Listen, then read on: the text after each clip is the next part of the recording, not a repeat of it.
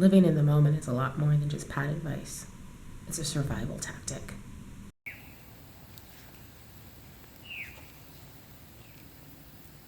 Good morning, everybody. It is Quotidian Light, aka My Good, and this morning I learned my first vlog lesson.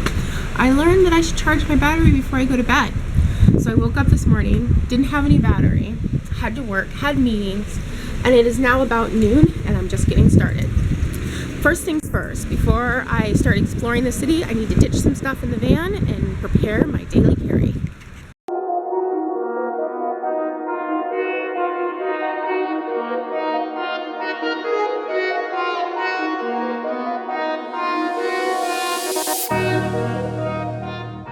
So what I'm going to do right now is just pull everything out of my bag and make sure I have all of my essentials. I haven't done this in a while. And it's good to have an everyday carry in case of an emergency. So let's say you get towed.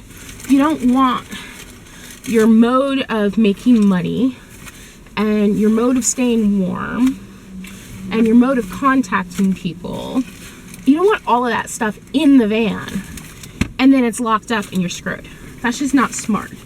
So every day, if I'm going to be away from the van for any amount of time, you know, someone else talks about this, how living in your van makes you a little paranoid. I think it was Novel Culture. Makes you paranoid because when you leave it, you're like, anything could happen. My whole life is in there.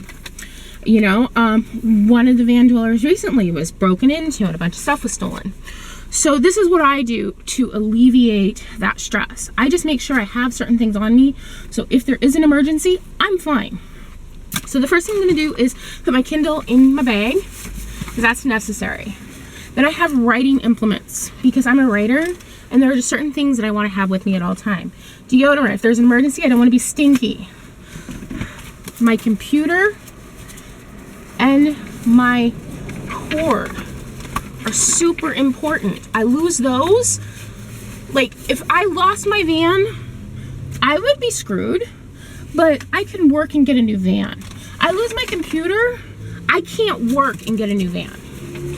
I put my journal in there. That is my writing journal. That is always with me.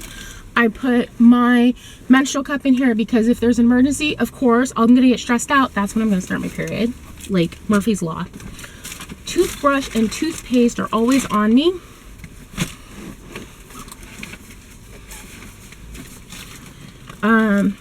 My pencil sharpener and my fountain pen.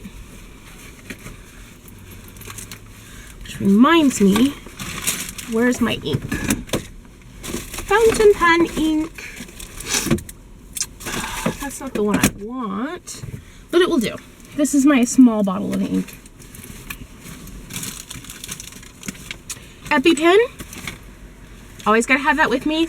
If emergency happens and I'm stranded, someone might take pity on me and try to feed me and it'll probably have nuts in it and then I'll die.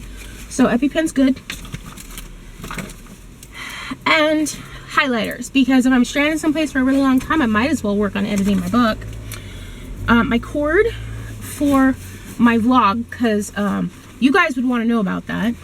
And then instead of carrying my whole wallet, because this thing is just huge, I pulled out my cards. I stuck those on my actual person. I have allergies, so I always keep like a small amount of napkins in my everyday carry. And lastly, because Grandma was always right, spare pair of underwear. Now, one more thing I'm going to probably carry, I'm going to carry with me is my knitting. I'm working on a sweater. And if I get stranded someplace, it's good to have something to do with your hands. So now that my everyday carry is done, let's go explore this cute little city.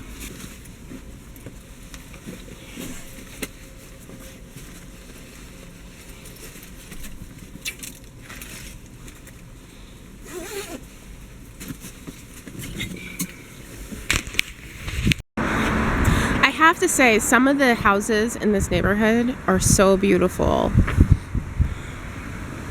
Some of them are now like university housing or university buildings, but they have like this really cool, like old-timey Victorian northeast look to them. Like this one. I think this one might be my favorite. Look at how beautiful that is. You know, I always dreamt about having a wraparound porch as a little girl. I think I inherited that dream from my mom. And there's just something so charming about it. It just makes me happy. This is a really cute neighborhood. It doesn't seem to matter where I am, but the college sides of towns, any town, big towns, big cities, little cities, always seem to really attract me. There's something really open and beautiful and curious about these parts of the towns. A lot of times in college areas, I'm mistaken as a student, so I don't really get hassled. I can park wherever. I can be my crazy self. I love looking at students who are just really curious and learning. You know, I get to overhear their academic conversations. And I don't know, I just like college. And I think part of it is just I never wanted to stop going to college. So maybe there's a part of me that just still kind of craves these parts of towns. I can never see myself really settling in one place for very long. At least not a city. Maybe off the grid in some remote forest or farmland. But I really could see myself living in close proximity to a small university. Because they're just lovely. Doesn't matter if it's a Western university, a Southern university, East Coast, West Coast. There's just something lovely about college towns.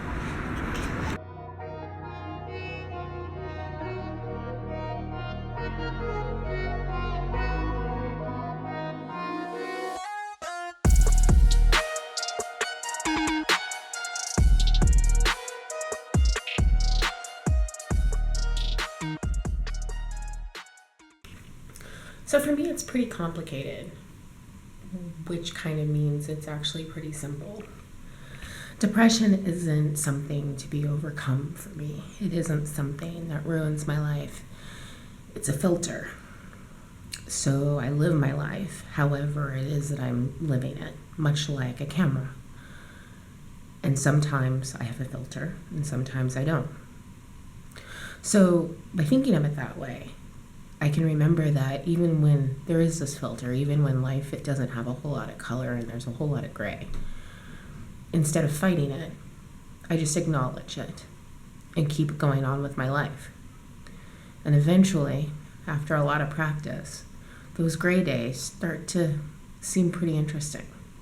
There's a lot of shades of gray in that gray. Times of depression for me are times of introspection. It's time to get out of the van and wander and see the world. It's time to just watch people instead of constantly trying to interact with people. And I think that's pretty healthy. Van life makes that easier. So when I say to people that van life has been good for my depression, that's what I mean. I don't mean that van life has made my depression go away. I mean that by living in my van, it's harder to just not leave my van. And if I'm feeling depressed, wow, that's loud. And if I'm feeling depressed, I still have to get out of the van and go find food. I still have to get out of the van to go find a bathroom. Still gotta get out of the van every once in a while, like go get a cup of coffee and some internet so I can get some work done. So van life for me has just allowed me to embrace my natural self a little bit easier. I would say that my ability to just accept my depression largely comes from my Buddhist beliefs, but also, I remember being a small child and having days that just looked gray, and it was okay. What makes you miserable isn't necessarily whatever's happening or the chemicals in your brain. What makes you miserable is wishing your life is different than what it is.